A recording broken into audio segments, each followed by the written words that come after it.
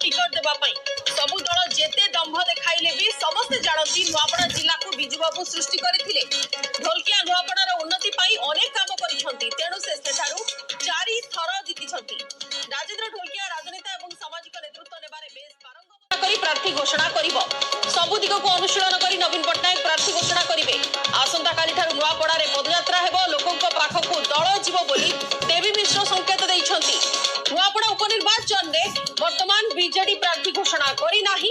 आनुष्ठानिक घोषणा निजे दलर सभापति बीजेडी सुप्रीमो नवीन पट्टनायक करिवे, किंतु जहां इंगित करिसंती देवी मिश्र जय ढोलकिया को हुए तो बीजेडी प्रार्थी करि पारे, जेतु सिंपाथी वोट निहाती भाबरे दल को मिलिबो बोली से आशा रखुचंती। सहयोगी अजेश अछंती हम सहित अधिक चर्चा पाई। अजेश, जय ढोलकिया को नहीं जो चर्चा आकलन होउथिला, एबे तो देवी मिश्र संकेत दे देलेनी कि हुए तो बीजेडी तांको प्रार्थी करि पारे।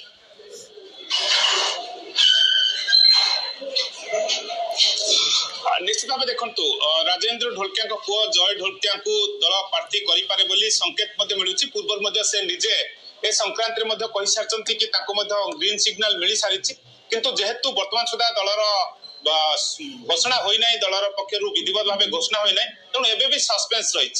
गतकाली आप देखिए कांग्रेस घासीराम माझी को टिकेट दे आगुआ आदिवासी कार्ड खेली, जेहेतु घासीराम माझी शेष थर 50,000 भोट पाई स्वाधीन भाव लड़ी बीजेडी को कड़ा टक्कर देते। कांग्रेस जिते शरद पट्टनायक 15,000 भोट पाई, तेणु कांग्रेस वर्तमान देखिए घासीराम माझी को आगुआ टिकेट दे एक प्रकार मैदान को पठाई, रास्ता क्लीयर कर सारी, कौन कन्फ्यूजन ना जे घासीराम माझी लड़े और समर्थन जोगाड़ कांग्रेस आरंभ कर प्रस्तुति आरंभ कर। किंतु बीजेडी बीजेपी पटे नजर रही और बीजेपी कहूँ खूब शीघ्र प्रार्थी घोषणा हम संक्रांति चयन कमिटी निष्पत्ति नेब।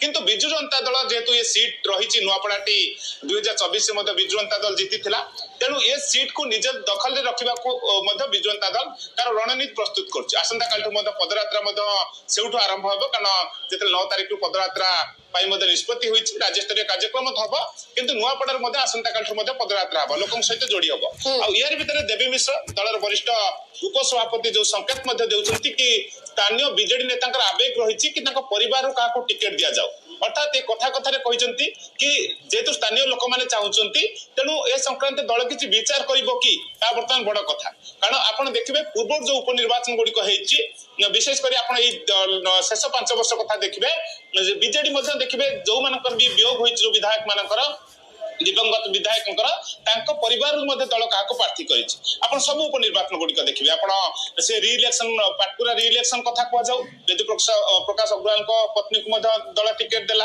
आप पिपिली उपनिर्वाचन कथा कहतु प्रदीप महारथी पुओ को दल टिकेट देला, रुद्र महारथी को आप किशोर महांत आप देखिए ब्रजार नगर कथा कहतु, आप झारसुगुड़ा कथा कहतु कि जदि करेंगे वर्षा सिंह बरिया को दल टिकेट देला। तेणु ये तमाम घटनाक्रम को देखिले दल सिंपाथी कार्ड खेली था सक्सेस समान भाव जेहेतु विरोध दल आसन में बसची दल अनेक आह्वान रही, किंतु से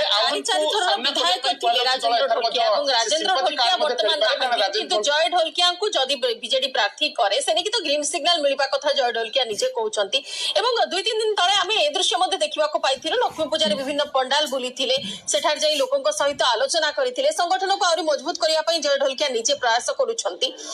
अन्य पक्षरे तांकर सहित जो माने प्रतिद्वंदी रहिबे घासीराम माझी तो सामना को आसी सारा, जदि जय ढोलकिया बीजेडी प्रार्थी हुंती थर्ड जी रहिबे बीजेपी प्रार्थी, एमानक भितरे लड़े केते जोरदार हेबो प्रतिद्वंदिता।